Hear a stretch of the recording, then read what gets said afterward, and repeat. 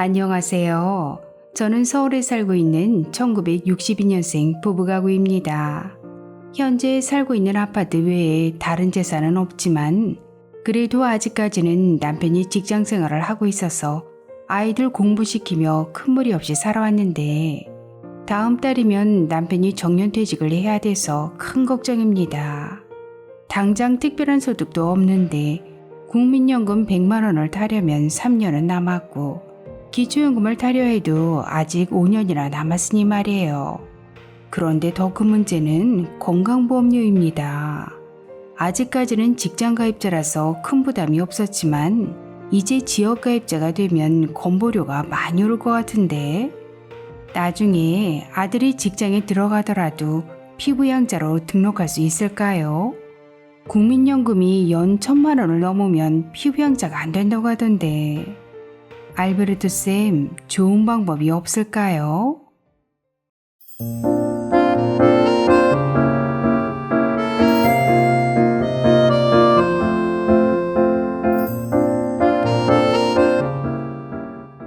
안녕하셨습니까? 행복한 인생의 맛 알베르토입니다. 오늘 의뢰인 부부의 경우처럼 국민연금을 타기 전까지의 소득 공백기를 어떻게 버텨야 할지 고민하는 어르신들이 많으신데요. 여기에 건보료 폭탄까지 더해지면 더욱 힘들어집니다. 오늘은 연금과 건보료 문제를 모두 해결할 수 있는 좋은 방법을 알려드리겠습니다. 연금과 건보료 문제의 해결 방법을 설명드리기에 앞서 먼저 오늘 의뢰인 부부의 상황을 설명드리면 현재 서울의 과세표준 6억 원 아파트를 소유하고 계시고 다음 달에 정년퇴직하시면 특별한 소득은 없고 만 63세부터 국민연금 100만 원을 받을 예정이십니다. 또한 내년에 대학을 졸업하는 아들이 직장을 갖게 되면 건강보험 피부양자 등록을 하려는 계획을 갖고 계시지만 국민연금이 연 1,000만 원을 초과해서 이마저도 불가능한 상황입니다. 그럼 지금부터 오늘 의뢰인 부부께서 은퇴 후 소득 공백의 위기를 무사히 넘길 수 있는 방법을 설명해 드리겠습니다. 첫 번째, 퇴직 후 임의계속 가입을 신청한다. 퇴직해서 지역가입자로 변경된 후 직장 가입자일 때보다 건보료가 증가했다면 임의계속 가입 신청을 추천드립니다. 오늘 의뢰인 부부의 경우 과세표준 6억 원 아파트를 소유하고 계시므로 다른 소득과 재산까지 합한다면 약 20-30만 원 정도의 건보료를 매달 납부하셔야 할 것으로 예상되는데요. 임의계속 가입을 신청하시면 퇴직 전 직장보험료 본인 부담분 수준으로 36개월까지 납부하실 수 있습니다. 신청 자격은 퇴사 전 18개월 내에 12개월 이상 직장가입자 자격을 유지하셨어야 하고 신청 기한은 퇴사 후 처음 받으신 지역건강보험료 고지서에 명기된 납부 기한으로부터 2개월 이내에 신청하시면 됩니다. 신청 방법은 공단을 방문하시거나 우편, 전화, 팩스 모두 가능합니다. 그럼 이제 임의계속 가입으로 건보료 폭탄을 36개월 동안 피할 수 있게 되었으니까 나중에 아들의 직장 건강보험 피부양자 자격이 될 수 있는 방법을 설명해 드리겠습니다. 2022년 9월부터 시행된 건강보험 2단계 개편안의 피부양자 자격 요건을 살펴보면 과세표준이 5억 4천만 원 이하면 연간 합산 소득이 2천만 원 이하까지 피부양자 자격을 유지할 수 있지만 과세표준이 5억 4천만 원 초과 9억 원 이하라면 연간 합산 소득이 1,000만 원 이하여야 피부양자 자격을 유지할 수 있습니다. 그런데 오늘 의뢰인 부부께서 소유하고 계신 아파트의 과세표준은 6억 원이고 남편의 국민연금이 월 100만 원, 연간 1,200만 원이므로 피부양자가 되실 수 없습니다. 바로 만 63세부터 받게 될 국민연금 월 100만 원이 문제입니다. 그런데 국민연금에는 필요에 따라 최대 5년까지 당겨받을 수 있는 조기노령연금이라는 것이 있습니다. 국민연금을 당겨받는 대신 1년에 6%씩 감액해서 5년 당겨받으면 30%까지 감액되는데요. 오늘 의뢰인 부부의 경우 현재 만 60세이고 국민연금 개시 연령은 만 63세. 아직 3년 남은 국민연금을 당겨받으면 18%의 국민연금액이 감액됩니다.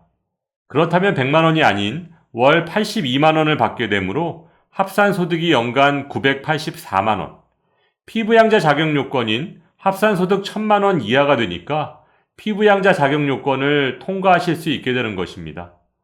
물론 3년 조기연금을 받게 되면 월 18만 원의 연금액이 감액되기는 하지만 피부양자 자격을 유지함으로써 월 2, 30만 원의 건강보험료를 한 푼도 안 내도 되니까 오히려 지출을 줄일 수 있고 거기에 월 82만 원의 국민연금을 지금부터 바로 받을 수 있으므로 소득 공백기에 큰 도움이 되실 것으로 판단됩니다.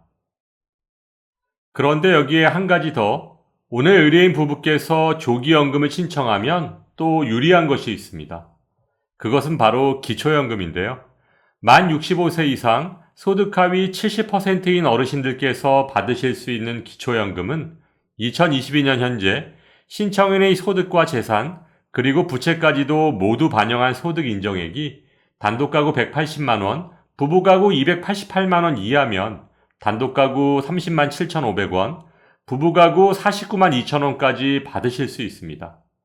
여기에 윤석열 정부의 공약대로 기초연금 40만 원 시대가 열리고 부부감액까지 폐지된다면 기초연금 수급 여부가 노후 생활비 월 80만 원을 좌우하는 정말 중요한 사안이 될 것입니다. 그런데 기초연금 수급 여부를 결정하는 소득 인정액 계산 시 국민연금은 기본공제 없이 100% 반영되므로 기초연금에 가장 불리하게 작용하고 또한 국민연금을 많이 받으면 국민연금 연계 감액으로 인해 기초연금의 최대 50%까지 감액당할 수도 있습니다. 따라서 오늘 의뢰인 부부께서 국민연금을 3년 당겨받는 대신 월 18만 원이 깎이기는 하지만 기초연금을 받을 확률이 높아지고 기초연금을 덜 깎일 수 있다는 점은 누구도 부인할 수 없는 사실인 것입니다. 오늘 선생님 말씀 듣고 보니 은퇴 후 소득 공백도 해결하면서 피부양자 자격도 유지할 수 있고 거기에 기초연금에도 유리한 조기 노령연금을 적극 검토해봐야겠다는 생각이 드네요. 그런데 안정된 노후를 위해 의무가입한 국민연금 때문에 이렇게 복잡한 계산을 해야 한다는 것 자체가 도무지 이해가 되질 않습니다. 아무튼 오늘 좋은 정보 감사드리고 일단 임의계좌 가입부터 신청해야겠습니다.